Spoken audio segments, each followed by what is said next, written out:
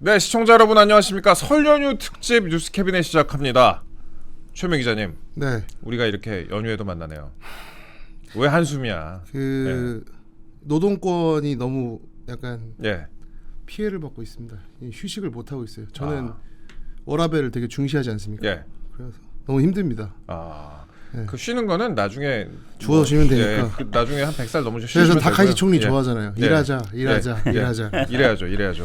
그 시청자 여러분들 만나는데 즐겁지 않습니까? 이렇게 네. 명절을 만나는데. 네. 그럴 수 있죠. 항상 즐거운 마음. 항상 즐겁고 항상 즐거운 마음으로. 일할 때 가장 행복하고 예. 여자 만날 때 가장 불행합니다. 그렇죠. 그렇습니다. 불행한 사람이네. 네. 행복하게 오늘 방송 시작해 보도록 네. 하겠습니다. 네, 시청자 여러분들, 사실 오늘 저희가 특집입니다. 특집, 설 연휴 특집이고 특집인 만큼 특급 게스트와 함께하는 시간을 가질 텐데요. 특급 게스트가 누구냐? 누구? 최우민 기자님. 네. 오늘 특급 게스트 누굽니까? 누구? 장동혁 국민의힘 대표님 모셨습니다. 따라라. 안녕하십니까? 안녕하세요. 네. 안녕하세요. 안녕하십니까 대표님. 아니 자주 이제 네. 여러 번 뵈니까 예. 우리 최어준 기자님이 네. 가족같이 편안해지네. 감사합니다. 네. 곤란한 건데 그건. 언제 가족이 됐어? 그래도 그 단식 때 네. 첫날 가서 단식 3일까지는 괜찮아요 이러면서 까불고 왔거든요. 네. 만나자마자 아직 12시간인데 괜찮으시죠? 그 다음 날에 제가 단식장 찾아갔는데 네. 그 최민 기자가 그런 소리 해놔서 그런지 네. 안 좋으시더라고요. 네. 원래 3일부터 힘들어요. 아니 그래도 그러니까, 단식 때 두 분 찾아주셔서 네. 정말 감사해요. 아니 대표님 큰 일단 힘이 됐습니다. 새해 복 많이 받으시고 네. 단식 얘기 나왔으니까 말씀인데 네. 건강이 어떠냐고 제가 여쭤보기 전에 딱 뵈니까 왜 이렇게 잘생겨졌어요? 살이 좀 많이 빠져가지고 그런 얘기 많이 들으셨죠 이번에 그 단식하더니 미남됐다. 원래도 뭐 잘생기셨지만 예. 살도 빠졌는데 단식을 계기로 제가 헤어스타일까지 바꿔서 사모님 좋아하시죠? 좀 잘생겨지셨다고. 아니 헤어스타일 바꾸고 나서는 네. 며칠 좀 안 좋았어요. 원래 당신이 원하는 스타일이 있으세요? 아니 그게 아니라 아시잖아요. 네. 제 머리는 집에서 깎는데 집에서 깎으세요? 그래요? 원래 집에서 깎잖아요. 집에 원래 누가 집에서 제 아내가 깎아줬었는데. 예. 진짜요? 네. 근데 이제 주변에서 뭐 좀 헤어스타일 좀 바꾸자. 네. 그래서 미리 사전 허가 득하지 않고 네. 국회 이발소 가셨어요 혹시? 아니, 국회에 와서 말하고 청담동 그 김용태 가는 거. 아니면 파란 클럽 가시면? 하여튼 밖에 있는 미용실에서 네. 깎고 헤어스타일도 이제 바꾸고 갔더니 처음에는 못마땅해 하더라고요. 근데 이제 뭐 그래서 그런지는 몰라도 근데 요즘은 뭐 그 머리도 나름 괜찮네 뭐 이렇게 승계 작업이 이루어진 거죠 이제. 그렇죠. 예. 최우민 기자 이제 장 대표님 가족이 됐으니까 네네. 그 가가지고 사모님한테 아니에요, 머리 좀 괜찮아요. 볶아달. 네, 괜찮습니다. 아니 파마 할 수 있어요. 네. 괜찮습니다. 파마도 가능하십니다. 예. 도구도 다 있고. 아닙니다. 저 편하게 좀 머리 자르고 싶어가지고.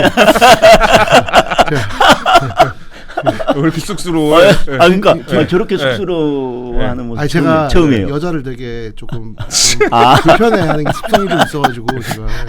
아이고 참. 저 지금 미용살 다니는 그분도 10년 넘었어요. 그래가지고 한 번 갈 때마다 30만 원씩 내고 해요. 그러니까 다 떨어질 때까지 그냥 계속 이렇게 해서. 그렇게 계속 네. 미리 이제 말도 안 하고 저희 그냥. 미리 선불로 이제 주고. 무슨 스타일 원하세요 물어보지도 않고 이제 그냥 다 알아가지고 자기 맘대로 다 해요. 점점 김어준으로 만들고 있는 것 같아. 그래. 아니 뭐 그래도 이제 방송을 가끔 봐서 머리 지적이 나오면 그날 전화가 와요. 내일 들어오시라고 그래가지고 자기 자존심 상한다고. 그래서 공짜로도 해주고. 근데 지방 방송 그 정도 하고. 그렇죠. 장 대표님 얘기 좀 더 들어보자면은 단식했을 때 걱정하시는 분들도 많이 계시고 지금도 걱정하시는 분들 계세요. 그 건강 상태가 괜찮으냐 하고 건강 어떠세요? 수치상으로 크게 문제가 되는 것은 다행히 없습니다. 근데 아직 뭐 몸무게도 다 회복되지 않았고 이게 근육이 빠져나가는 한 10kg 빠지셨죠? 그러면 전당대회 끝나고 이미 제가 단식 전에 한 9kg 정도 이미 한동훈 때문에 9kg 빠지고 그다음 단식 때문에 9kg가 이미 빠진 상태여서 그리고 단식 때 추가로 4kg가 더 빠졌고요. 근데 그 상태에서 지금 한 2kg 정도 이제 회복이 된 상태입니다.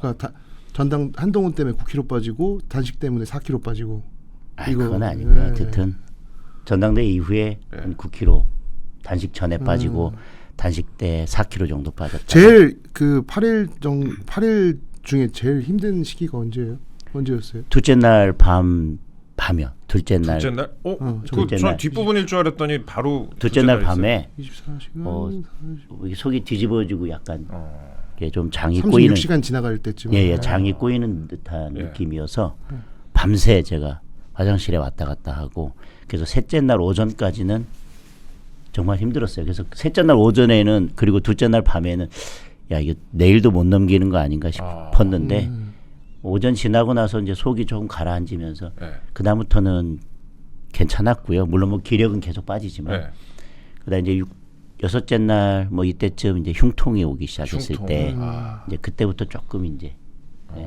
힘들었습니다. 그럼 6일째 되는 날부터 온 사람들은 되게 귀찮으셨겠네.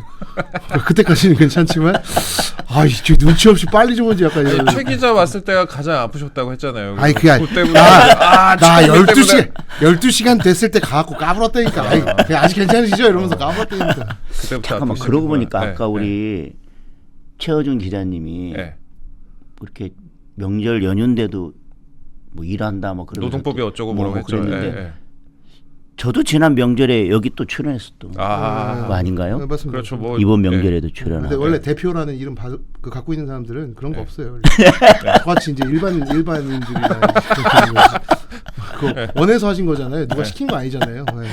근데 저는 명절 때 이 방송에 나오는 게 너무너무 좋습니다. 그래요? 그리고 명절 때도 이렇게 방송해 주셔서 많은 분들과 이렇게 인사 나눌 수 있고 또 제가 그렇죠. 말씀드리고 싶은 거 전할 수 있어서 저는 감사한데 아니 시작할 때 약간 좀 투덜투덜 하시는 것 같아서. 아니 또 이렇게 앞에서만 비싼 척하지 어제 저한테는 야 내일 드디어 뭐 이러면서 와 이런 얘기 아까 구두 닦아드렸잖아요. 왜 그러세요? 알겠습니다. 지금 어쨌든 후유증 같은 거 없으신 거죠 그러면? 있으세요 혹시? 아니, 이번 화요일 날 검사를 했고 다행히 뭐 수치상으로 크게 위험한 것은 없고 좀 관리만 잘하면. 처음 단식하신. 제가 이렇게 길게 단식한 것은 처음이죠. 단식 얘기 조금만 더 이어가자면 그 많은 분들이 찾아오셨잖아요. 단식장에 많은 분들이 찾아왔고 고마운 분들도 계실 거고 이 사람이 여길 왜 오지 싶은 분도 몰라 있었을 것 같긴 한데 이 사람 왜 왔지도 있었어요? 그 나중에 알겠습니다. 명단 문자로 보내드릴게요. 몇 명까지 보내드릴? 알겠습니다. 뭐 한 3명 아니면 다 보내주시면 제가 알아서 딱 편집할게요. 그래요? 그러니까 이 사람 왜 왔지도 있을 것 같고 와서 고맙다도 있을 것 같고 이 사람 혹시 오려나 역시 안 오는구나 라는 분도 계셨을 것 같고 그것도 문자로 보내. 네, 그 일각에서 이제 한동훈 대표한테 계속 가보라 이제 이런 푸시가 좀 있었는데 혹시 걱정하셨나요? 혹시 올까봐? 뭐 걱정보다는 저는 많은 분들이 이제 그 한동훈 대표와 제가 어떤 관계를 풀면서 무슨 뭐 통합 이렇게 나가기를 바라는 의미에서 그런 말씀을 하신 거잖아요. 근데 저는 그 전부터도 한 전 대표와 저 두 사람의 개인적인 문제가 아니라는 말씀을 계속 드렸었습니다. 결국은 당 대표는 개인적인 감정에 따라서 움직이는 자리가 아니지 않습니까? 많은 당원들이 이렇게 가야 된다라고 하면 그 방향으로 갈 수밖에 없고 많은 당원들이 야 이러면 안 된다 그러면 당대표는 그렇게 하고 싶어도 당원들이 야 그 방향은 맞지 않다라 그러면 그래도 당원들의 뜻에 따라서 가는 게 당대표의 자리지 않습니까?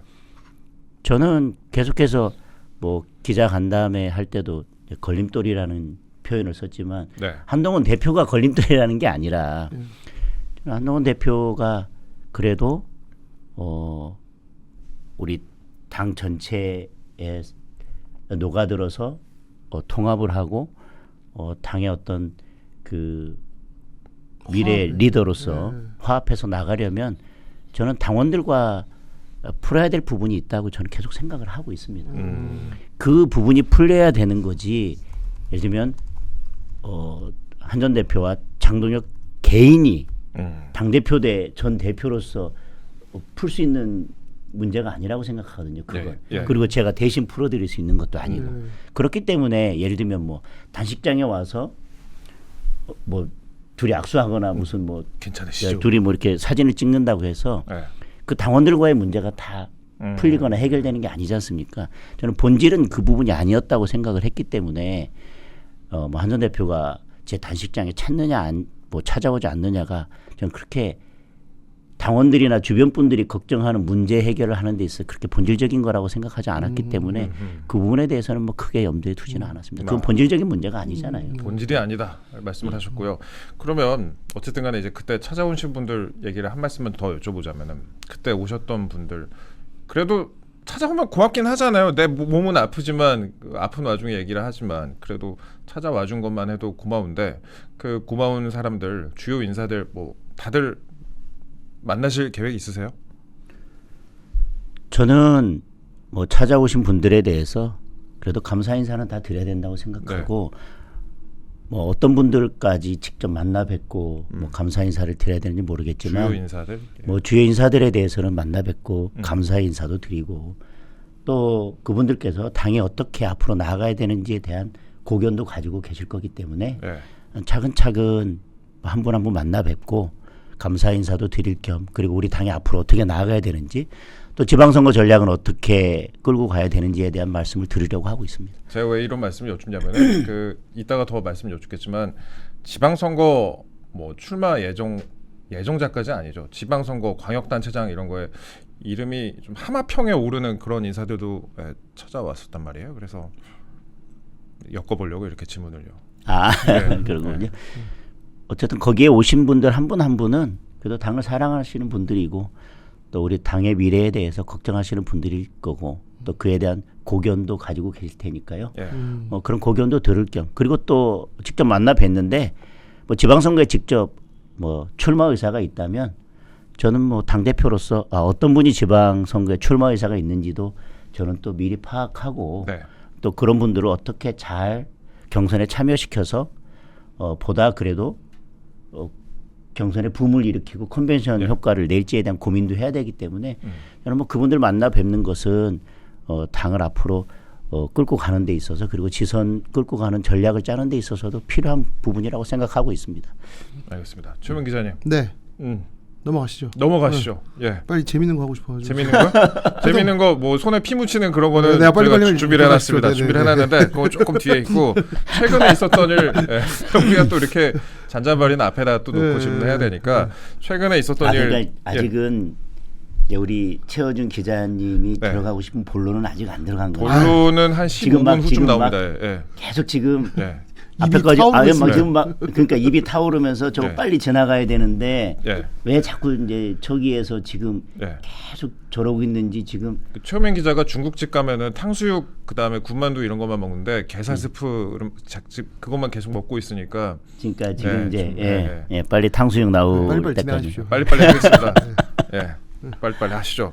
최근에 있었던 일 이거 아주 짧게 여쭤보겠습니다. 회동무산 이거 뭐 다른 곳에서도 많이 말씀을 하셨으니까 근데 회동무산과 관련해서 혹여 뭐 청와대 쪽에서 연락 받으신 건 없으시죠? 그 전이나 후나 그 상황을 좀 설명드리면 혼자서 이상한 상상을 하더라고요. 아니 제가 이상한 상상한 게 아니라 원래 이제 각 당 대표가 오면 이제 같이 뭐 밥을 먹든 이렇게 하잖아요. 근데 만약 국힘에서 안 온다 그러면 둘이 먹거든요 보통. 그렇죠. 둘 다 쫓아냈으니 그래 오지 말라고 했으니까 아예 혹시 전화해가지고 장 대표님 혹시 오늘 그냥 오지 않아주시면 좀 거대 여당을 견제하기 위해서 대통령실 좀 도와주십시오 이런 연락을 혹시 받지는 않으셨나 이런 얘기가 도니까 말이 안 되잖아요. 정청래 오지 마 이게 사실 논법에 맞지 않으니까 별별 얘기가 다 도니까 다 나왔어요 그날. 그냥 저 대구 갔을 때 서문시장으로 이동하는 버스 안에서 정무석 전화를 받았고요.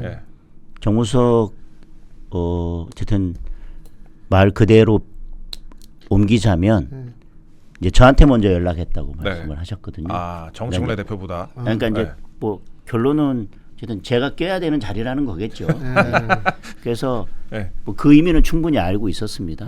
계속 뭐 대통령실과 여당이 계속 네. 뭐 갈등을 겪고 있었던 상황이고 그렇죠. 이제 마무리하려고 하는 그 타임이었기 때문에 아. 명절 전에 뭔가 좀 예. 손붙잡는 아. 모습을 만들어야 되는데 예. 어쨌든 뭐 두 분이 직접 보기에는 껄끄러울 테니까 그런 거 홍준표 아니, 수석이 말했어요? 아니 그런 거 있잖아요. 네. 네. 그게 뭐 엄마 아빠 자기들끼리 싸우고 네. 네. 자기들끼리 조용히 화해하면 될 텐데 네. 괜히 미안하니까 네. 그 뭐 아들내미한테 네. 야 너 뭐 먹고 싶지 않냐? 네. 뭐 우리 나가서 외식할까? 뭐 네. 그러면서 네. 괜히 네. 네. 보통 그러시나 봐요 집에서. 우리 채워 좀 기다려. 근데 예. 아, 우리- 머리까지 직접 깎아주시는데, 어? 우리 집 돌아가는 사정을 다 하네. 뭐 그런 것도 아니고 뭐 어쨌든 뭐 그런 의도겠구나라는 생각은 했는데 네. 제가 교섭단체 대표연설에서도 그렇고 영수회담을 먼저 제안했고 네. 뭐 설 명절 앞두고 민생을 논하자고 하는데 굳이 뭐 그런 좀 뭐 의도가 있다 하더라도 저런 사진을 원했던 거 아니에요? 저런 사진을. 그러니까. 그렇죠. 네. 그러니까 이제 저렇게 하고 나면 이제 이쪽은 잘라서 저쪽만 내보내면 되니까요. 그렇죠. 이쪽 이렇게 네. 한쪽 자르면 되죠. 그러니까 네. 이렇게 편집 딱 해가지고 네. 이렇게. 그래서 그게 필요했는데 네. 제가 그래도 뭐 민생을 그래도 논하자. 그래서 수락을 했죠. 네. 근데 이제 그날 밤에 예. 재판소를 허용하는 법, 예.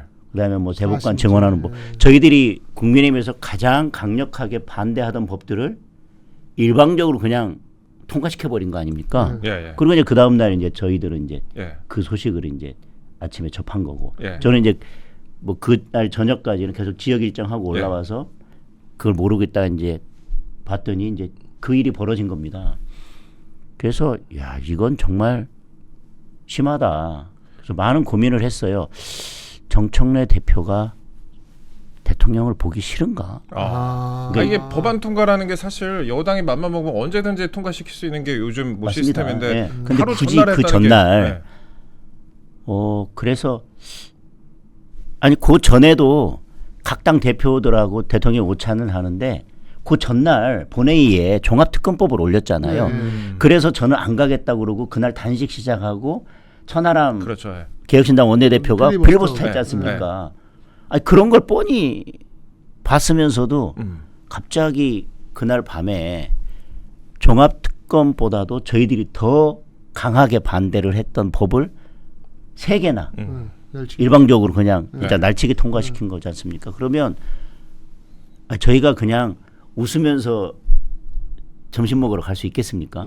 더군다나 오찬을 하자고 한 본래 의도도 네. 뭐 그렇게 순수하지 않은데 네. 그럼에도 불구하고 머리를 맞대고 민생을 논하자고 어렵게 뭐 그냥 흔쾌하지 않게 수락한 건데 갑자기 밤에 그렇게 하면 이건 누가 보더라도 야 이거 오찬이 취소될 수도 있겠다.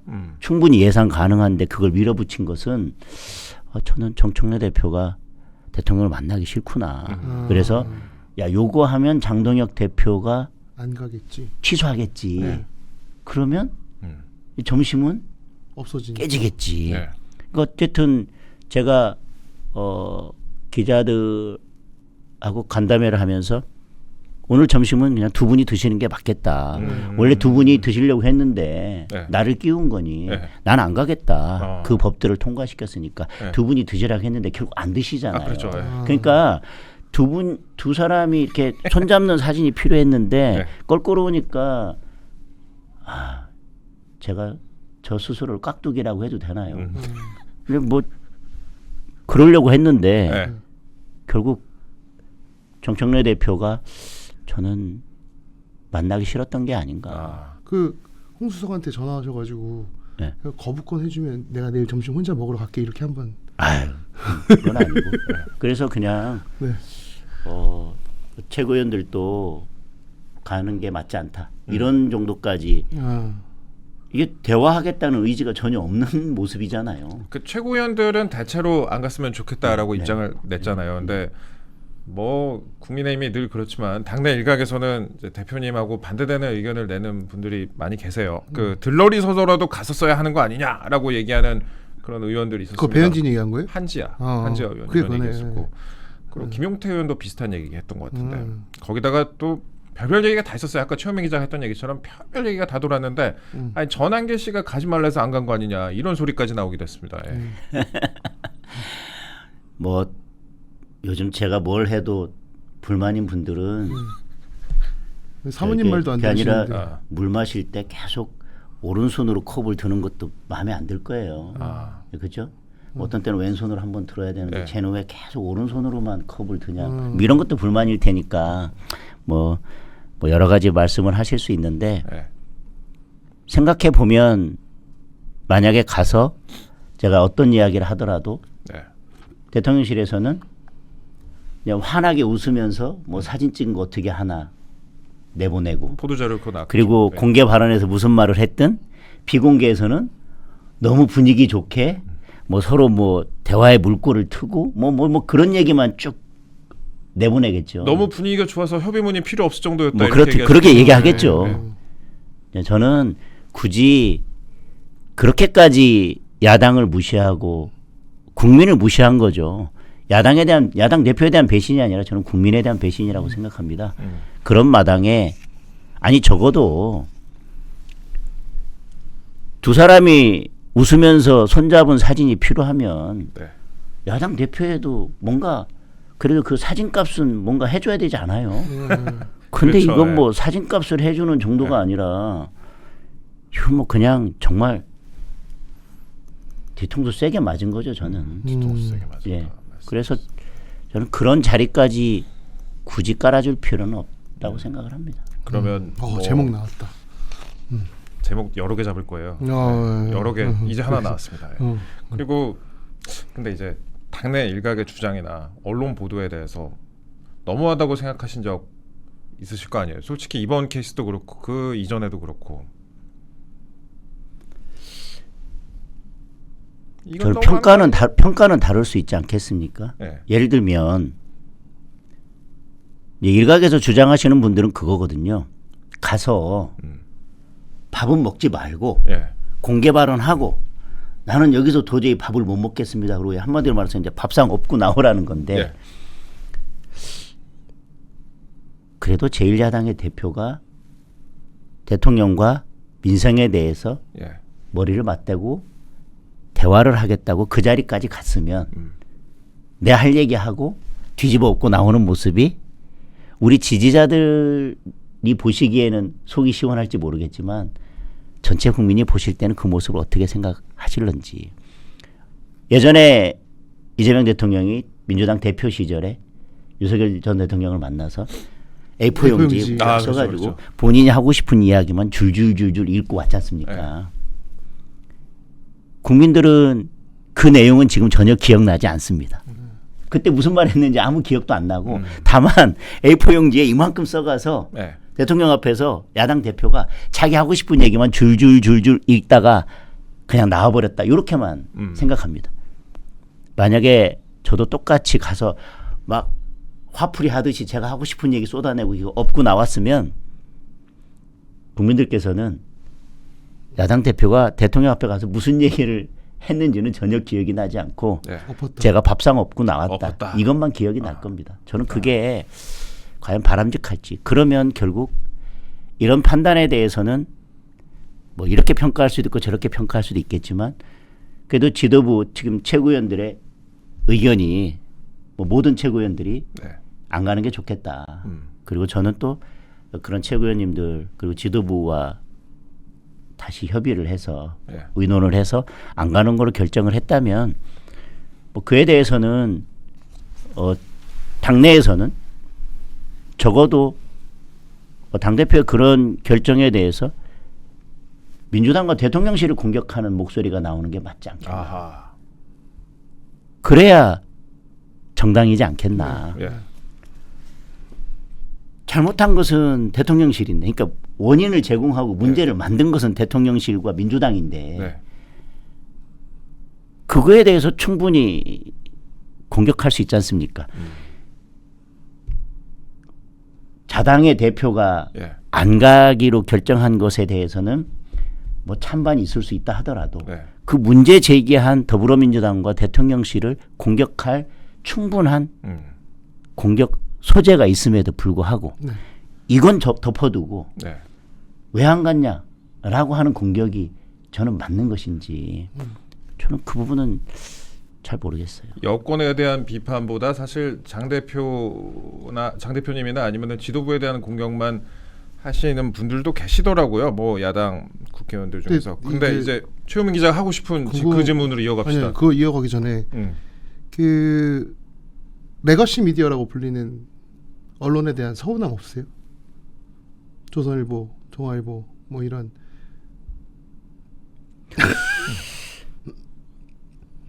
뭐 정치인이고 당의 대표기 때문에 네.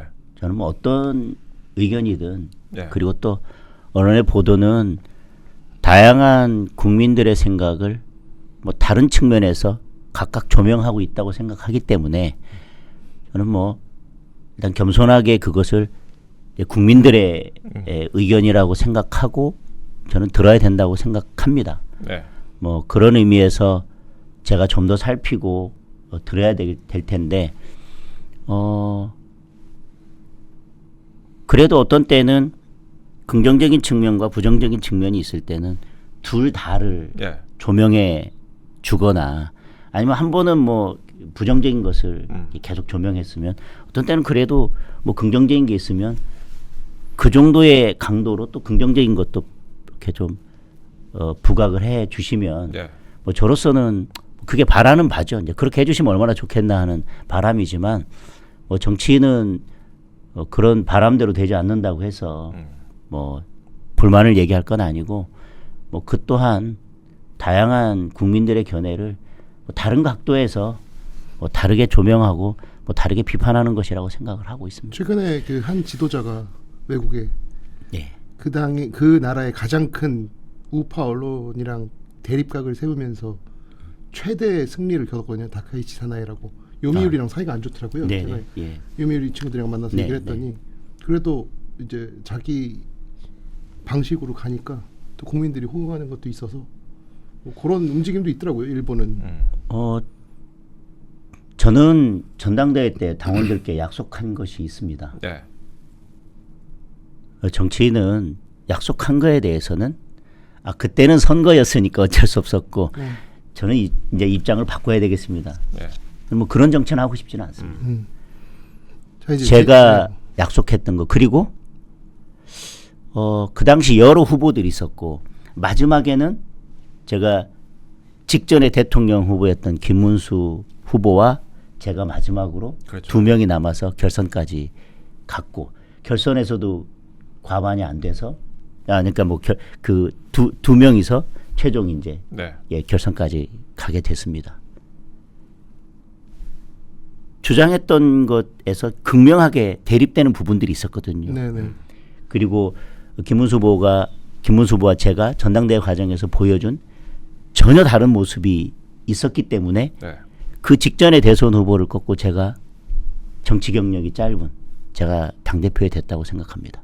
그러면 저는 어떤 결정을 할 때는 내가 왜 이 자리에 있나? 그리고 내가 그때 그 약속을 지키지 않을 거라면 그리고 전당대회 때 보여준 모습을 내가 지금은 잃어버리고 장동혁 다음을 잃어버릴 거라면 당원들께서 그렇게 생각하실 것 같아요. 우리가 너를 뽑은 이유는 그럼 뭐야? 왜 우리가 너를 뽑았는데 예. 그럴 것 같으면 경험도 많고 대선 후보까지 뛰었던 다른 사람을 뽑지 우리가 당신을 뽑은 이유는 그 후보와 다른 생각을 가지고 있고 다른 모습을 보여줬고 다른 약속을 했기 때문에 뽑아줬는데 갑자기 되더니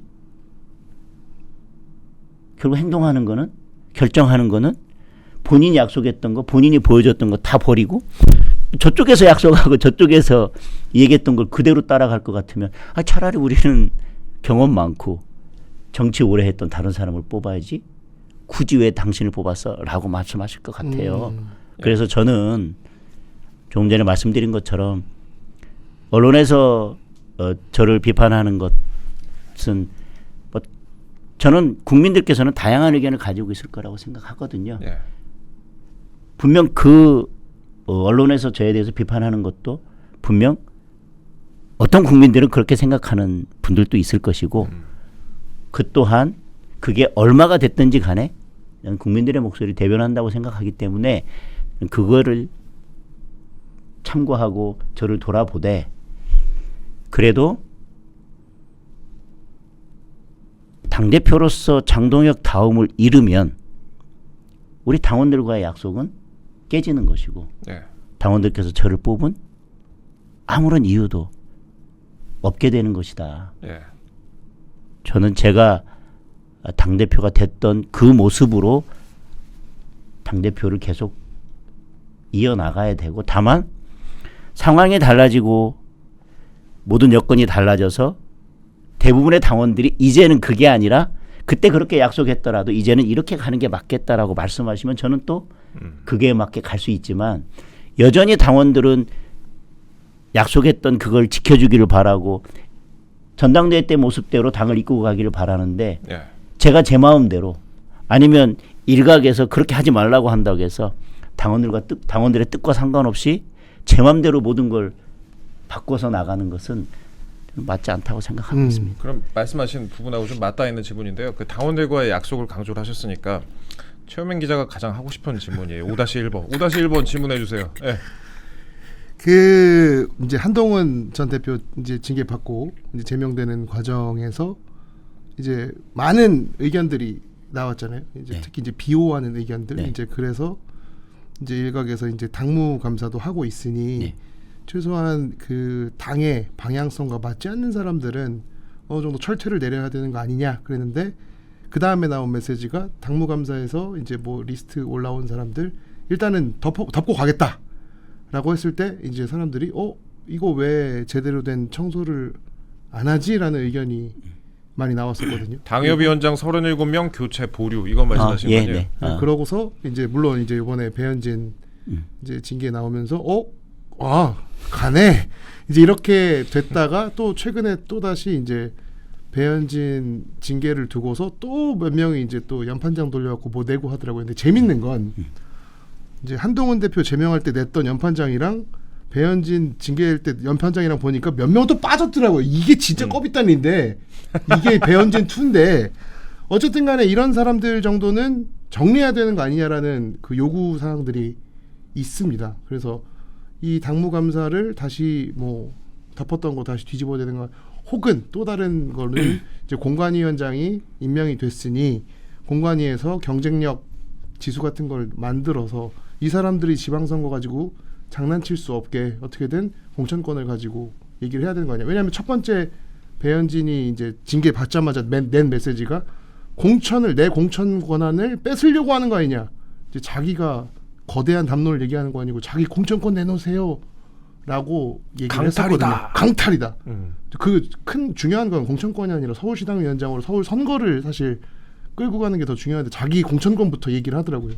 그런 거 있어서는 좀 정리를 좀 그래도 더 해야 되는 거 아닙니까? 라는 요구가 지금 나오는 거에 대해서 혹시 어떻게 생각하시는지. 제가 김문수 후보와 전당대회 경쟁을 할 때 가장 달랐던 부분 중에 하나가 네. 김문수 후보는 모두 다 껴안겠다고 했고요. 저는 단일 대우가 중요하다. 네. 우리 당이 하나로 뭉쳐서 가는 게 중요하다. 그러나 원칙과 기준이 있어야 된다. 따라서 단일 대우로 뭉치지 못하고 계속 당에 갈등이 된다면 그리고 그것이 뭐 징계 사유가 된다면 저는 원칙과 기준에 따라서 결단하겠다고 말씀을 드렸었습니다. 네. 저는 그 원칙과 기준을 가지고 뭐 지금까지 당대표로서 그 기준대로 하고 있다고 생각을 합니다. 다른 분들이 이런저런 비판이 있을 수 있고요. 아까 말씀하셨던 언론의 비판 중에 집중되는 부분 중에 하나가 저는 그 부분이라고 생각을 하거든요. 그러나 저는 새로이 뭔가 갑자기 이 얼굴을 바꿔서 이렇게 하고 있는 것이 아니라 제가 전당대회 때 가장 중요하게 말씀드렸던 단일 대우를 위해서 당의 단일 대우를 위해서 예. 그리고 원칙과 기준을 가지고 결단할 부분은 반드시 결단하고 했던 그 약속을 저는 지키는 과정이라고 생각하고요. 배현진 의원에 대한 징계는 결국은 아동 인권과 관련된 그렇죠. 문제지 않습니까? 네. 다른 것들은 결국은 이 당원권 정지 1년에 있어서 영향을 미치지 않았습니다. 네.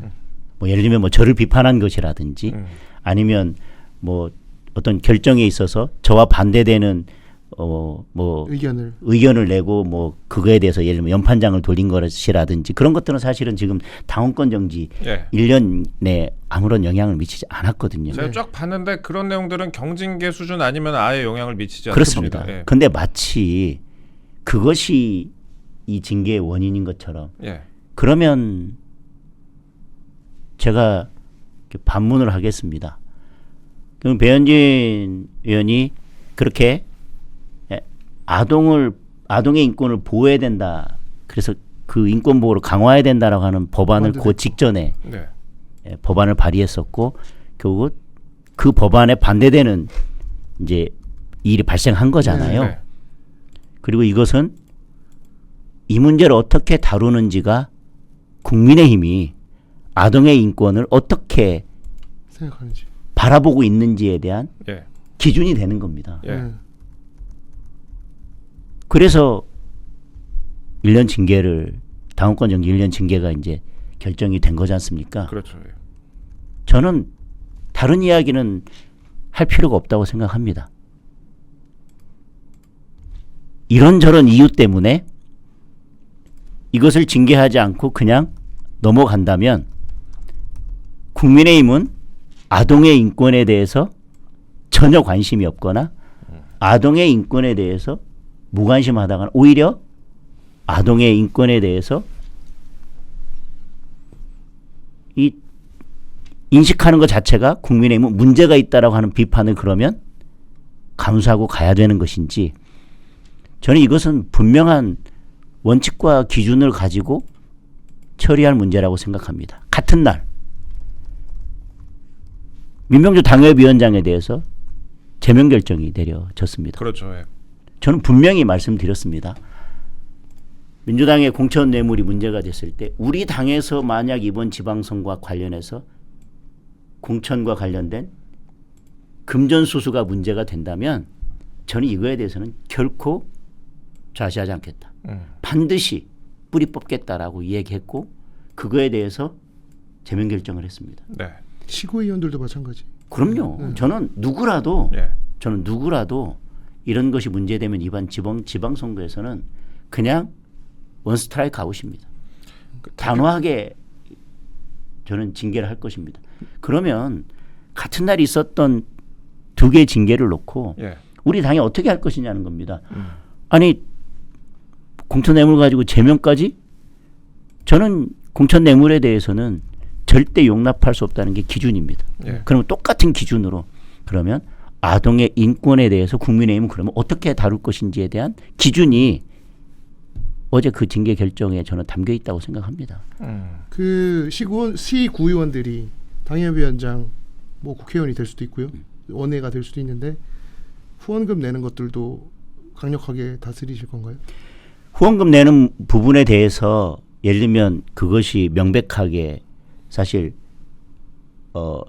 후원금 한도를 네. 초과해서 그걸 우회하기 위해서 쪼개기를 했다든지 아니면 사실상 뭐 자녀 이름 그러니까 예를 들면 뭐 부모도 했는데 뭐 자녀 이름으로 한다든지라고 하는 것들은 저는 법적으로 문제가 될 수도 있다고 생각을 합니다. 근데 그런 부분들에 대해서는 저희들이 그것이 문제가 있다라고 한다면 저는 그것도 당무감사위에서 다루고 또 윤리위에서 다뤄야 될 문제라고 생각을 합니다. 그러니까 같은 날에 500만 원씩 예? 그 본인하고 자녀 이름으로 이렇게 그런 것도 있었죠. 그런 케이스도 있었고 제가 어제 조금 충격적인 걸 좀 봤는데 그 언론사 한 뭐 누구라고 얘기 안 할게요. 한 패널 네.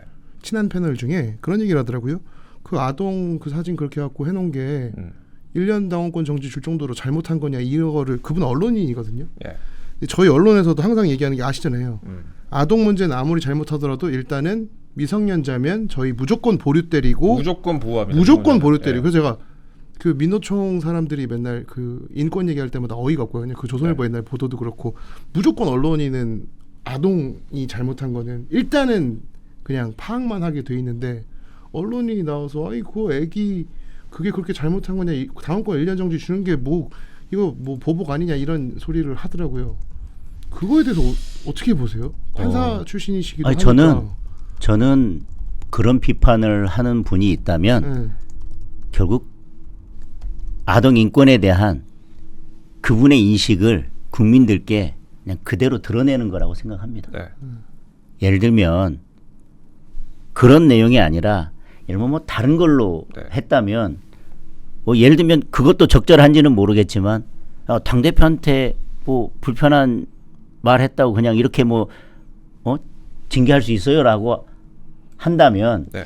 아유 뭐 그게 아유 네. 알겠습니다. 뭐 그럴 수도 네. 있겠죠. 물론 그 내용을 들여다보면 단순히 그냥 당 대표한테 불편한 말한 정도가 아니라 해당 행위에 해당할 수도 있고 뭐 그건 따져봐야 되겠지만 그렇다 하더라도 뭐 당 대표한테 좀 뭐 그랬다고 뭐 이렇게 징계합니까라고 비판한다면 네. 뭐 아유 네 이럴 수 있겠지만 지금 이 아동 인권에 관한 문제를 가지고 그렇게 비판하는 것은 저는 그렇게 비판하는 분들이 아동 인권에 대해서 어떤 인식을 가지고 있는지에 대한 것을 그냥 국민들께 적나라하게 보여주는 것이라고 생각을 해요. 제가 기사 제목을 좀 분석을 해봤거든요. 네, 네. 기사를 쫙 읽어봤는데 대부분 기사 제목이 친한계 배현진 징계, 친한계 배현진 중징계 이런 식으로 잡힙니다. 그리고 기자회견을 했죠. 당일에 한동훈 전 대표 그리고 친한계로 분류가 되는 그런 의원들이 쫙 도열을 해가지고 그 배현진 의원의 기자회견에 동참하기도 했습니다. 근데 그 기사 주제가 보통 이런 식으로 잡혀요. 근데 이거 기자회견이라고 하지 말아주시죠. 자기 주장 쇼라고 해주십시오. 뭐 예. 왜냐면 회견 끝난 다음에 예. 기자들이 질문하려고 하니까 백브리핑 안 받습니다. 아. 질문 안 받습니다. 하고 그냥 가더라고요. 그래서 그게 왜 기자회견이야? 질문 그냥 없는 자기 주장 쇼지. 정도지. 예. 말도 안 되는 소리 하고 앉아. 보통 이런 식으로 또 프레임이 잡혀요. 뭐 저는 국민들께서 징계 내용에 징계된 그 징계 사유 그 내용을 읽어 보시면 충분히 이해하실 거라고 생각하고요. 우리 정민 기자께서 아까 문제 제기했던 내용에 대한 즉답은 제가 아직 드리지 않아서 왜 37명 당협위원장들 당무감사 결과가 좋지 않았는데 왜 그거에 대해서 조치를 하지 않느냐라고 말씀 주셨는데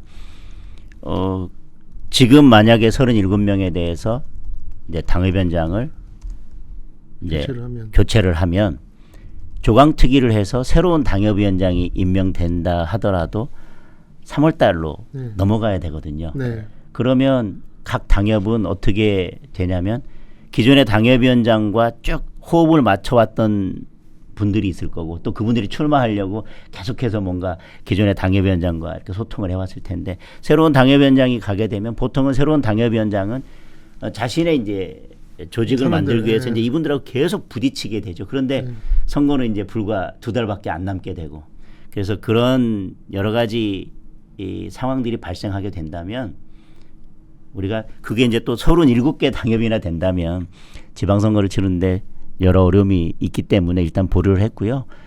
지방선거가 끝나고 나서 또 37분에 대한 그 결정은 그 상황에 맞게 하도록 하겠습니다. 근데 그 뭐 암이라고 표현하기 좀 그렇지만 우리가 병에 걸리면 암세포가 조금 이렇게 있는데 그걸 그대로 그냥 냅두면은 이렇게 공천을 통해서 계속 숙주가 살아남을 수 있다는. 그래서 특히 이제 37개의 당협에 대해서는 우리 사무총장에게 이번 공천이나 여러 가지 그 지방선거 과정을 면밀하게 살펴보고 어떻게 진행되는지에 대해서 특별히 관리하도록 지시를 했습니다.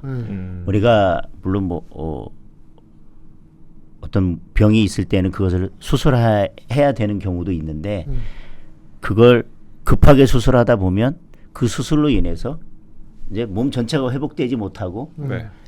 뭐 좀 치명적인 문제가 발생할 수도 있지 않겠습니까? 이번 37개 당협 전체를 교체하면 이번 지방선거에서 여러 가지 문제가 생길 수도 있어서 우선 지방선거에 힘을 모으자. 그래서 일단 지방선거 끝나고 나서 이번 지방선거 과정에서 얼마나 기여를 했는지 이런 것들을 추가로 살피면서 지방선거 이후에 그 부분에 대한 결정은 추후에 하도록 그러니까 하겠습니다. 이제 충청도라 느려도 하겠다. 뭐 저는 돌 굴러와요. 네. 우리 당원들이나 지지자분들께서 이제 가끔 저한테 이렇게 문자나 카톡 돌이 주셔요. 굴러가시오. 충청도 당대표 때문에 숨 넘어가겠다. 그러면서 뭐라고 하시냐면 네. 내가 오늘 지나면 내가 진짜 뭔가 내가 결단을 내거나 나도 결단을 해야지라고 할 때쯤 당대표가 뭔가를 안 되는 거야. 오늘만 넘겨봐. 나도 더 이상 못 참아라고 하면 거의 그날쯤 무슨 결정이 하나씩 나온다고. 네. 그래서 네. 잘 알고 있는데 그래도 당대표는 뭐 속도도 중요하지만 또 방향도 중요하고 또 그 과정에서 그래도 여러 가지를 살피면서 하다 보면 이렇게 속도가 조금 안 날 수도 있는데 네. 믿고 지켜봐 주십시오. 지금까지 전당대회에서 약속 드렸던 것 중에 네. 제가 아직까지 이제 진행되고 있는 건 있지만 뭐 안 지키거나 갑자기 막 바꿔가지고 뭐 딴소리 하거나 말 바꾸게 하거나 한 것은 저는 없다고 생각합니다. 조금만 믿고 지켜봐 주십시오. 이 질문은 여기 뭐 저희 준비한 것도 아닌데 진짜 어려운 질문일 수 있는데요. 어려운 거 하지 마세요. 명절인데 명절 선물을 좀 주셔야지. 네, 네. 가족인데 뭐. 그건 제가 가족인데. 설명이잖아요. 가족이니까. 갈 때 현찰로 드릴게요. 근데 그 당을 청소하고 이 정당을 진짜 우파 정당으로 이끄는 데 있어서 지방선거의 스코어가 조금 안 좋아질 수 있다라는 예상을 하는 분들이 계세요.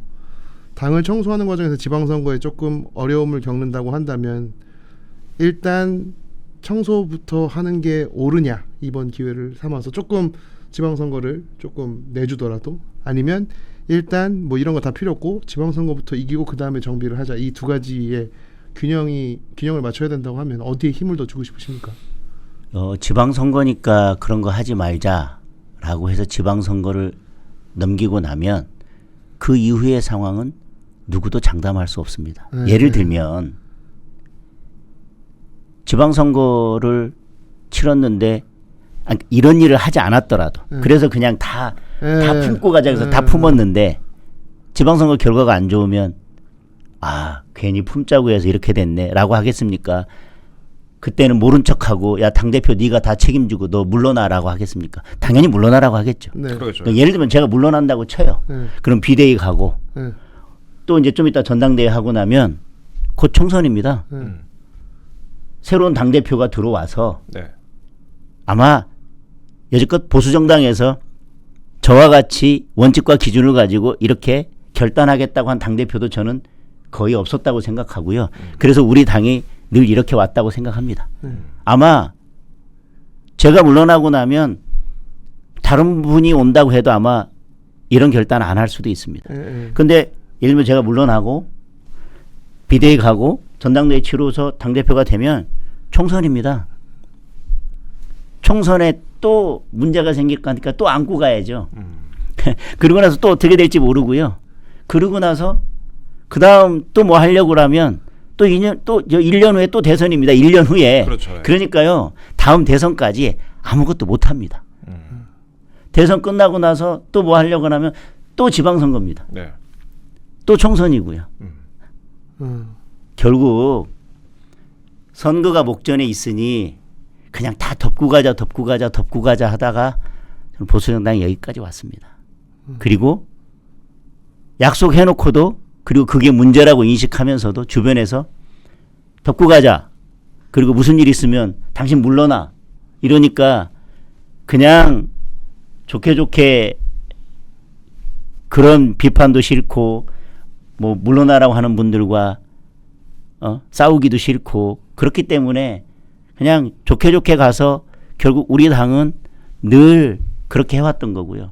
그리고 아무런 책임도 지지 않기 때문에 그렇게 던져놓고 마음에 안 들면 당대표 사퇴하라고 하고 물러나라고 하고 그게 당원들의 뜻이든 아니든 내 마음에 안 들면 그냥 당장 물러나.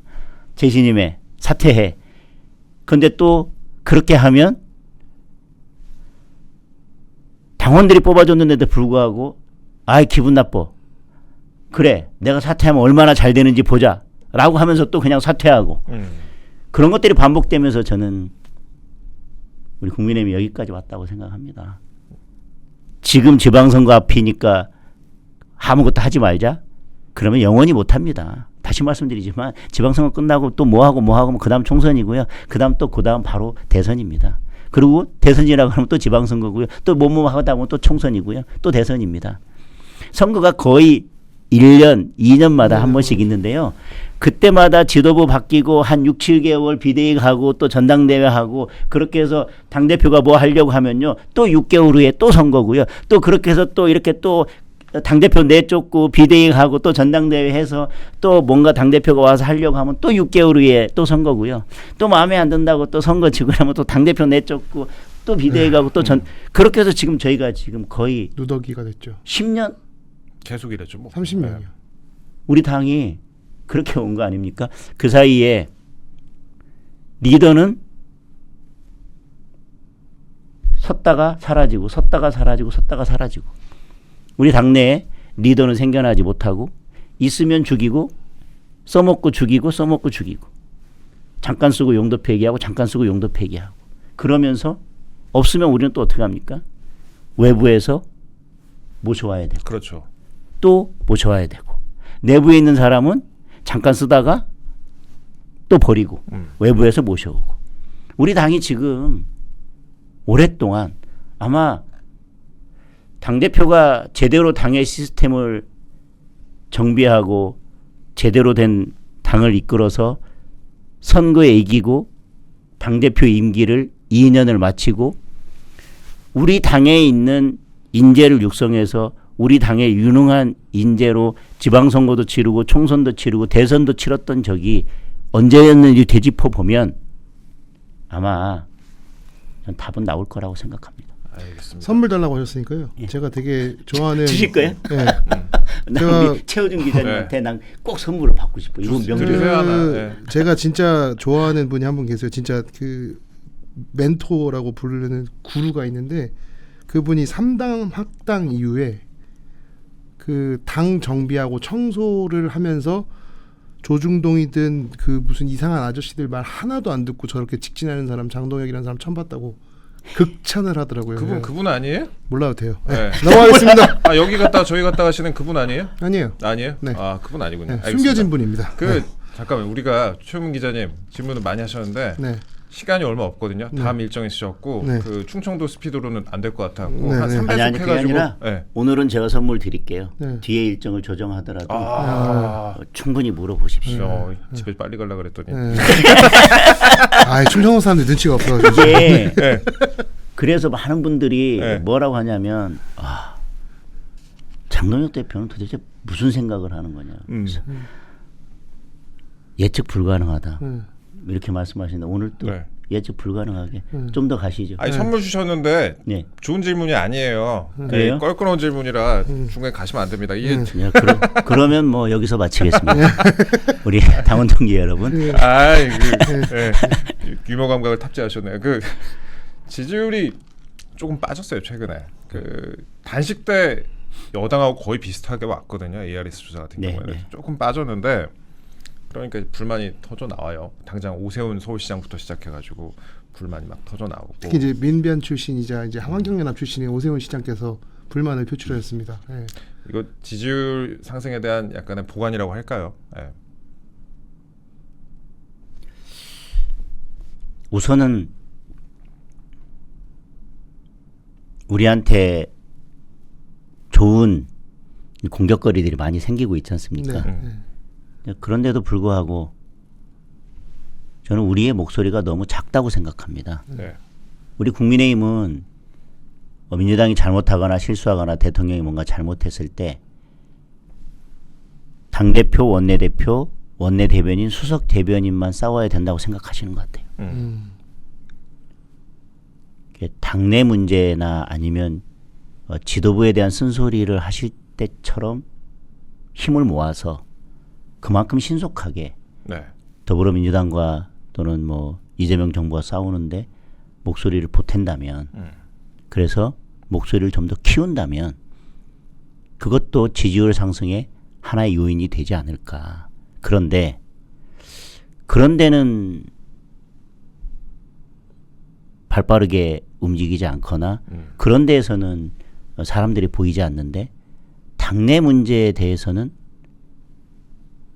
늘 큰 소리가 담장 밖으로 넘어가면 그건 또 지지율 하락의 요인이 되지 않을까 싶습니다. 근데 저격하려는 사람은 특정인이었는데 TK 있는 의원들이 깜짝 놀라시겠는데요? 누구 말씀하신가요? 다요, 다 안 싸우니까. 예. 그래서 아니 진짜 제가 전당대회 출마하면서 네. 딱 한 말씀 드렸잖아요. 싸우지 않는 자 배지를 떼라. 네. 아니 싸우라고 국회에 보낸 거지 않습니까? 제가 말씀드리는 거는 막 멱살 잡고 막 저 하고 뭐 옛날처럼 막 날라차게 하고 뭐 공중부양 뭐 그러라는 게 아니라 뽑아준 국민들을 대신해서 목소리를 내야 되지 않습니까? 네. 민주당이 압법을 통과시키면 그런 거 막으라고 네. 보내준 거 아닙니까? 그러면 예를 들면 민주당이 저렇게 악법을 통과시킬 때는 지역 일정 다 내려놓고 다 국회로 올라와서 다 같이 목소리를 내고 예를 들면 지금 명절입니다. 명절이면 지역 일정만 하다 보면 저도 이제 서울에만 저 혼자 계속 서울에만 있을 수는 없지 않습니까? 네. 저도 명절 하루 정도는 지역에 내려가야 됩니다. 그러면 서울에 있는 사람만 국회 본청에 있는 사람만 아니면 지도부 즉 대표하고 대변인만 싸우고 목소리 내는 사람이라고 할 것 같으면 우리는 며칠 동안 스피커가 다 꺼져 있습니다. 그러면 저는 이렇게 명절에는 그리고 누가 딱히 국회에 출근해서 목소리 내기 힘들 때는 민주당 공격할 거리가 있으면 대통령은 저렇게 밤낮 없이 네. SNS에서 융단 폭격을 하는데 새벽에도 올리고 밤에도 올리고 오늘은 또 뭐 저한테 불만이 있으신지 또 뭐 이렇게 막 올리시고 막 이렇게 하는데 그러면 우리 의원님들이 SNS로 민주당 비판하는 이재명 대통령 비판하는 글을 하나씩만 올려주셔도 하루에 107개 메시지가 나오지 않습니까? 그렇죠. 아니면 오늘은 뭐 이분들이 하고 그러면 적어도 하루에 30개, 40개씩이라도 같은 주제에 대해서 페이스북이나 SNS가 올라오면 그게 다 뉴스가 되고 기사가 되지 않겠습니까? 네. 저는 그러면 우리 지지자들도 이제 국민의힘 제대로 싸우네. 야 그러면 이제 저도 올라가지 않겠습니까? 야 당대표 바뀌더니 이제 좀 제대로 싸우네. 야 배지 떼라고 하니까 야 정말 잘 싸우네. 근데 그렇게 안 하면 장동혁 쟤 뭐 배지 떼라고 하더니 뭐 네가 돼도 뭐 싸우기는 개뿔 뭐 아무도 안 싸우네. 이렇게 되면 우리 당에 대한 실망감이 계속 쌓여가지 않을까요? 네. 그런데 또 대표가 뭔 일 있을 때는 또 그때는 또 갑자기 의총하자고 하고 의총 안 하면 막 쭉 해가지고 막 열 몇 명이 해가지고 네. 왜 안 하냐고 그러고 누구 왔더니 국회의원 아니면 나가라고 하고. 네. 근데 예를 들면 야 임마. 민주당이 야밤에 저렇게 악법을 3개 통과시켜도 그것 때문에 의총하자는 이야기는 안 하시잖아요. 그러네. 지지율 하락은 여러 가지 원인이 있고요. 저는 뭐 겸허하게 말씀드립니다. 지지율 하락의 가장 큰 원인은 어쨌든 모든 책임은 당대표에게 있습니다. 뭐 그 어떤 것이든 그건 당대표가 잘해야죠. 예를 들면 같이 힘을 합쳐서 싸우게 만드는 것도 당대표가 해야 될 일이고 그리고 당내에서 여러 가지 갈등이 없도록 만드는 것도 당대표의 역할이겠습니다만은 이렇게 어려울 때 우리가 절대 약자일 때 그리고 의석수도 절대 부족할 때 그리고 우리는 여당도 아니기 때문에 우리가 국민들을 설득하거나 국민들께 정책적으로 보여주는 어떤 수단도 가지고 있지 않을 때는 우리가 여당이 잘못하는 거 대통령이 잘못하는 거에 대해서 그것이 있으면 좀 목소리라도 다 모아가지고 이게 좀 목소리를 키우면 당대표가 잘못하니까 무슨 얘기를 해도 국민들께 안 들리지 않습니까? 국민들께서 들으려고 하지도 않습니까? 라고 하지 말고 좀 목소리를 키우고 엄청 크게 하는데도 국민들께 안 들린다면 네. 그때 가서 당대표 때문에 문제가 있는 것 같아라고 말씀을 해주시면 어떨까 그런 바람입니다. 제가 이거는 후속 조치로 107명 국회의원 이재명 대통령 당선된 다음에 여당이랑 썼던 그 여당 비판이나 전투했던 글을 싸그리 다 정리해서 통계로 내서 이건 기획보도를 한번 하겠습니다. 예. 기획보도 하면 또 기사 내려달라는 사람들이 있다. 그러면. 뭔 상관입니까? 네. 예, 전 상관없어요. 그 기획보도 했을 때 내려달라고 한 사람도 같이 보내드릴게요. 내가 이 말씀 하시기 전에 내가 우리 최효준 기자님께 네. 혹시 그렇게 요구하는 분 있으면 그 명단도 좀 주세요라고 하려고 아니요, 했는데 그냥 기사에다 전 다 그러니까, 적어요. 내 거는 내려줘 이거. 그러니까 근데 그냥 바로 그냥 저희가 한번 비슷한 케이스가 한번 있었어요. 그 추경호 전 원내대표 저희 잡혀가실 분 한번 있잖아요. 그날 이제 새벽 5시에 안 나온 사람들한테 이제 다 80명 정도 안 오셨거든요. 전화를 다 돌렸어요. 그러니까 나중에 추경호 의원한테 전화하고 이제 제가 꼴통이니까 어차피 말 안 들으니까 추경호 의원한테 전화해가지고 최 기자 말려서 기사 좀 안 써달라고 그러더라고요. 그래서 제가 참 이 아저씨들은 참 대단하다. 참. 그래요. 최우민 기자는 기사로 보여주시고. 네, 알겠습니다. 네, 대표님. 네. 그 지지율 얘기도 아까 했었고 뭐 지방선거 얘기도 좀 했는데 일부 광역단체장 같은 경우에는 후보난에 좀 시달리고 있습니다. 대구, 경북 같은 경우는 좀 많은데 경기지사라든지 아니 뭐 다른 대도시도 그렇고요. 네. 후보난에 시달리고 있는데 당내 주요 인사 중에 이름난 분들 중에 지금 활동하시고 있는 분들도 좀 계세요. 어떻게 좀 후보 보강에 어떤 식으로 나서야 할지 좀 보관이 있으세요? 저는 그래서 뭐 이 자리를 빌려서 우리 당에 계신 뭐 현역 의원님도 그렇고 아니면 뭐 밖에 계신 분들이라도 내가 어디에 가고 싶다가 중요한 게 아니라 내가 어디에 출마하고 싶다가 아니라 예를 들면 당에서 이곳에 필요합니다라고 하면 나는 다른 곳에 가고 싶었던 마음이 있었더라도 희생을 해주셨으면 좋겠다. 저는 이번 지방선거에서 희생하는 모습을 보여주시는 분이 2-3명 정도는 나와야 그래도 우리가 국민들께 조금이라도 감동을 줄 수 있고 그것이 그래도 지방선거 승리의 요인으로 작용할 수 있다고 생각합니다. 뻔한 곳에 가서 뻔한 분들이 뻔하게 경선을 하면 저는 그건 어떤 감동도 줄 수 없다고 생각합니다. 저는 2가지라고 생각합니다. 뻔한 곳에 갈 거라고 생각했던 우리 중진이나 다선 의원님들 아니면 지금 밖에 계시지만 그래도 중장감 있는 우리 당의 인사들께서 나는 다 내려놓겠다. 내가 이번 지방선거에서 그게 꼭 후보로 출마하든 아니면 어떤 역할이든 나에게 역할을 맡겨달라. 나는 당이 하라는 대로 가라는 곳으로 가서 하라는 역할을 하겠다라고 선언을 해주시면 어떨까 하는 겁니다. 그리고 뉴페이스. 뉴페이스가 뭐 뉴페이스를 예를 들면 뭐 전략공천하고 단수공천하겠다는 게 아니라 새로운 인물들이 좀 경선에 참여해 주면 경선이 좀 컨벤션 효과를 낼 수 있을 것 같고요. 국민들께서 많은 관심을 가질 수 있을 것 같아요. 그런데 그 경선 과정에서 그 새로운 인물이 진짜 갑자기 본선 후보가 된다면 저는 그 본선 경쟁력은 엄청날 거라고 생각합니다. 그 경선 비용이 너무 비싸서 젊은 애들은 참여를 못 하고 있더라고요. 그 뭐 ARS 한다고 해서 당에서 돈을 많이 달라고 하더라고요.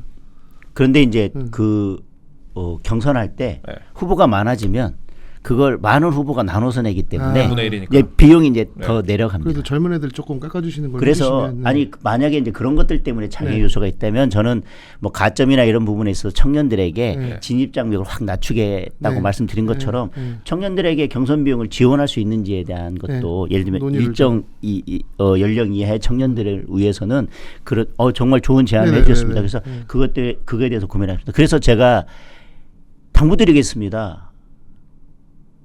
나는 이렇게 하겠다. 나는 여기 출마할 거야. 뭐 서둘러 그렇게 하는 것도 좋겠지만 좀 이제 당에서 여러 차례 당의 공천을 받고 당의 중진이나 다선 의원님이 되셨거나 아니면 지금은 밖에 계신 분들 또 우리가 정권을 잡았을 때 정부에서 여러 또 역할을 하셨던 분들은 이번에 정말 희생의 모델이 되주셨으면 좋겠다. 예를 들면 나경원 의원님께서 내가 법사위 간사 갈게. 그 다선 의원님께서 간사 못 하고 있잖아요 지금. 아니 근데 뭐 이게 보통 재선 의원이 하는 간사를 그렇죠.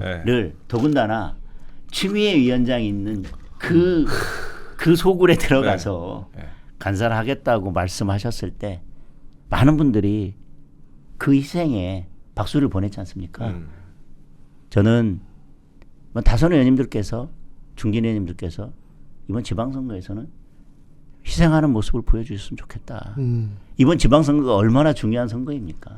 그러면 그만큼 절박한 만큼 그래도 당을 이끌어 오셨던 분들께서 야 우리가 당이 이런 방향으로 가야 되고 이번 지방선거 지면 안 되기 때문에 네.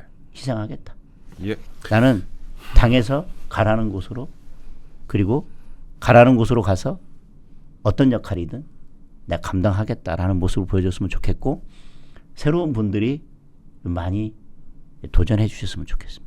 청년 얘기가 나와서 이제 이어가자면 최근에 이제 국방비 미지급, 국방비 미지급 사태 특히 이제 좀 이제 별들이나 나이 드신 분들은 괜찮지만 이제 한참 가정을 꾸리고 있는 젊은 사람들은 더 힘들고 또 최근에 이제 뭐 국방이라고 하면은 DMZ 문제나 뭐 서해 구조물 문제 뭐 이런 거에서 조금 미온적인 대응을 정부가 하고 있지 않느냐 뭐 이런 것도 이제 전체적으로 국가 안보에 구멍이 뚫리고 있는 거 아니냐라는 지적이 있는데 새해를 맞아서 이런 부분을 미온적이라고 표현하는 것은 안 맞는 것 같습니다. 네. 우리 죄송하지만 네.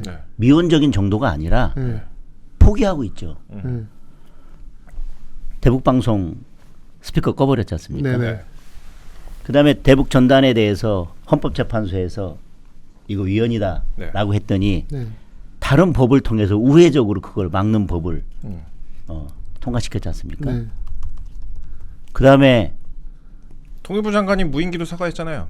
그러니까 예. 사과한 정도도 아니죠. 네. 그거는 거의 뭐 싹싹 빈 거죠. 예. 그리고 총 대신 3단봉을 들어라 이런 지시까지 내려갔다가 다시 이제 번복은 됐지만 아니 군인에게 총이 아니라 3단봉을 들고 경계를 서라 이게 말이 됩니까? 그리고 대통령이 그동안 우리가 북한을 너무 괴롭혀서 북한이 많이 힘들었겠다 이런 발언을 하지 않나. 예산은 그렇게 늘려놨으면서 지금 말씀하신 것처럼 국방비가 지급이 안 돼가지고 예산 집행을 못하는 그런 상황. 서해 구조물, DMZ 뭐 이게 말할 필요가 없이 저는 안보는 거의 포기 수준이라고 생각을 합니다. 이 부분에 대해서 그동안 안보만큼은 굳건하게 지키려고 노력했던 국민의힘에서 지속적으로 문제 제기를 하고 국민의힘에서 국민을 대신해서 두 눈 부릅뜨고 지켜보면서 여당과 정부를 비판하도록 하겠습니다. 네. 그래요. 이제 보내드릴까요? 곧 보내드릴 시간이 한두 개만 더 여쭤보죠. 네, 말씀하세요. 그 이제 설 연휴 이후에 또 이슈 파이팅을 해야 될 것 같은데 아까 이제 외교안보적인 말씀을 좀 드렸으니까 환율, 관세, 뭐 부동산 여권의 악재도 상당히 많아요. 근데 이거를 이제 제대로 그동안 민심에 반영이 좀 안 됐던 부분이 있는 것 같습니다. 분명 그 부분에 있어서는 야권이 제대로 이슈 파이팅을 못한 부분도 있을 것 같은데 설 연휴 이후에 좀 어떤 식으로 그 하실 건지. 살찐 고양이들을 어떻게 이제 끌고 가실 건지. 경제 지표 중에서 지금 주가를 빼고는 모두 다 빨간불이 켜져 있습니다. 예. 그리고 관세가 25%로 다시 돌아갔지만 어떤 해결책도 지금 보이지 않고 있고 뭐 우리 정부 관계자는 가면 문 열고 들어가지도 못하고 그냥 문 앞에서 컷을 당하는 지금 상황까지 예. 와 있지 않습니까? 저는 우리 경제가 안고 있는 리스크가 너무 크다고 생각합니다. 이 주가에 가려져서 그렇지 지금 말씀하신 것처럼 예. 환율, 물가, 부동산, 관세 정말 많은 것들이 있는데 경제라는 게 톱니바퀴처럼 물려가기 때문에 그중에 톱니바퀴 하나가 부러지면 경제 전체가 망가지거든요. 저는 지금 물가나 특히 환율 이런 관세 이런 부분은 저는 정말 심각한 지경에 와 있다고 생각을 하고 이 문제에 대해서 저희가 제대로 싸우지 못한 부분도 있지만 정부에서는 여당에서는 전혀 들으려 하지 않고 다른 걸로 계속 이슈를 전환하려고 하고 대통령은 관세 문제는 대통령이 직접 나서서 해결해야 되는 거 아닌가요? 우리 국민들은 그런 거 원하지 않습니까? 대통령은 관세 문제에 대해서는 계속 회피하고 밤에 계속 부동산 가지고 SNS만 하고 있으니까 국민들께서 얼마나 답답하시겠습니까? 말씀하신 것처럼 그럼에도 불구하고 저희 야당이 제대로 싸우지 못하는 부분에 대해서 죄송스럽게 생각하고 심기일전해서 저희들이 더 잘 싸울 수 있도록 하겠습니다. 알겠습니다. 곧 보내드릴 건데요. 마지막으로 당명 개정은 언제쯤 어떤 이름으로 됩니까? 명절 지나고 나서 제가 곧 지나자마자 보고를 받고 네. 복수의 안으로 가져오기로 했습니다. 그래서 한 뭐 3개 정도 놓고 당원들께 의견을 물어서 전당원 투표를 통해서 당명을 정하도록 하겠습니다. 지금 목표는 이제 3월 1일이 되면 저희들이 현수막을 걸어야 되는데 그때는 새로운 당명으로 현수막을 걸 수 있도록 그 전에 작업을 마무리하자라고 하는 목표를 가지고 있습니다. 그 단장이 김수민 전 의원인데 네네 그렇습니다. 전화 좀 받으라고 좀 전달해 주십시오. 네. 이건 제 사적인 부탁입니다. 네. 우리 최 기자님 전화만 안 받는 거 아닐까요? 좀 그런 것 같긴 해요. 그럴 수도 전화 한번 해보세요. 네. 그리고 원래 유명해요. 네. 배현진이랑 그 김수민은 전화 안 받고. 알겠습니다. 앞에다가 또 딴 사람을 붙잡고. 내 마음입니다. 네. 전화 안 받으면 저는 이때까지 정치인과 좋은 관계를 맺은 적이 없습니다. 정치인은 기본적으로 무조건 전 기자 전화를 받아야 된다고 생각합니다. 예. 네. 알겠습니다. 시청자 여러분께 설 연휴 특집으로 장동혁 국민의힘 대표와의 인터뷰 드렸습니다. 마지막으로 연휴가 아직 끝나지 않았잖아요. 시청자 여러분께 마지막으로 한 말씀 부탁드립니다. 인생이 너무 어려워서 설 명절을 잘 보내시라고 인사드리기도 좀 죄송스럽습니다. 야당 대표로서 너무 죄송스럽고 저희들이 역할을 잘 못한 부분들이 이 지경까지 온 게 아닌가 하는 마음이 있어서 부끄럽고 죄송합니다.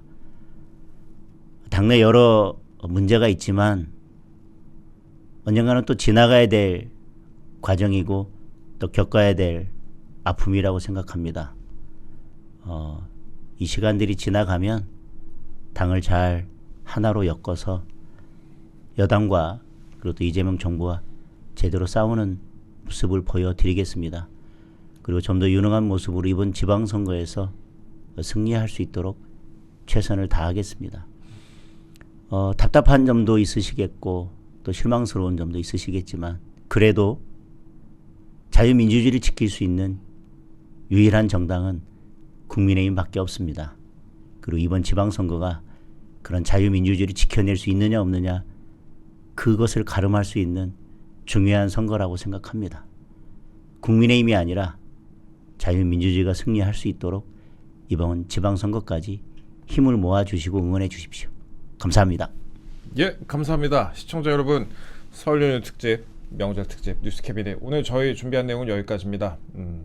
남은 연휴 새해 복 많이 받으시고요. 네, 최우명 기자님 고생 많으셨습니다. 고생 많으셨습니다. 예, 너무 즐거운 일이었습니다. 일이 제일 좋습니다. 처음 시작할 때는 찡찡대더니 이제 농담이죠. 예. 일하자. 예. 쉬고 싶으면 죽으면 쉬면 되고 자고 싶으면 죽으면 자면 됩니다. 대표님 뵙더니 또 장매어 들었어요. 아닙니다. 네.